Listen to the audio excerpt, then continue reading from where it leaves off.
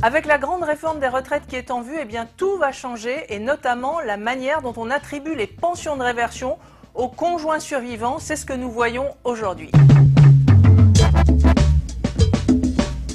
Alors c'est quoi cette pension de réversion? Eh bien c'est facile. Dans un couple marié, quand l'un des deux conjoints décède, eh bien l'autre reçoit une partie de la pension du défunt. C'est ça la pension de réversion. En clair, c'est ce que vous percevez en plus au moment du décès de votre conjoint. Demain, avec le grand régime universel voulu par Emmanuel Macron, c'est un changement complet de philosophie. Le survivant ne perçoit plus une partie de la pension de retraite du défunt, ça c'est fini. En revanche, il perçoit une somme, 70% de ce que le foyer percevait avant le décès. Donc en clair, qu'est-ce qu'on fait?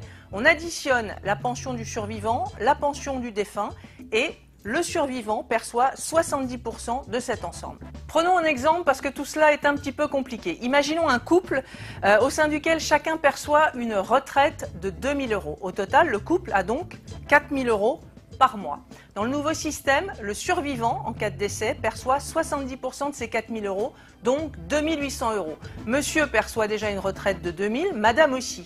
En cas de décès de l'un d'eux, eh bien, il faudra simplement ajouter 800 € pour arriver aux 2 800 €, 70% des 4 000. Alors évidemment, il y a des gagnants et des perdants. Ces gagnants et ces perdants, on les trouve essentiellement dans les couples dans lesquels il y a des grosses disparités de retraite, quand l'une des personnes du couple gagne beaucoup plus que l'autre. Imaginons, monsieur a une pension de 5 500 €, madame, elle, une pension de retraite de 1 500 €. L'ensemble de ces deux pensions, 7 000 €. Le survivant aura droit à 70% de ces 7 000 €, donc à 4 900 € au total. Voyons comment ça va se passer en fonction de l'ordre des décès. Imaginons que monsieur meurt le premier, celui qui a la plus grosse pension.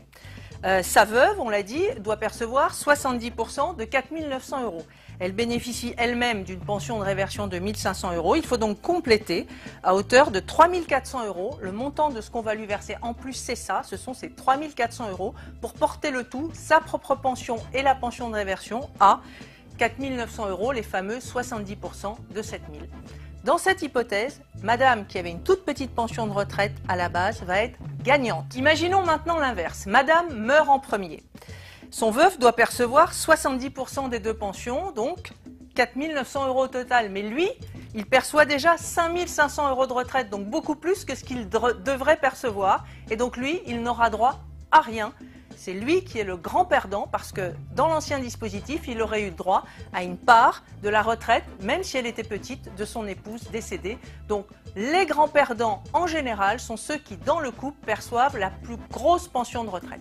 Alors tout ça pour le moment, ce ne sont encore que des propositions, il n'y a pas encore de projet de loi, il va falloir attendre que la loi soit votée. Si tout va bien, ces nouvelles règles seront applicables au 1er janvier 2025.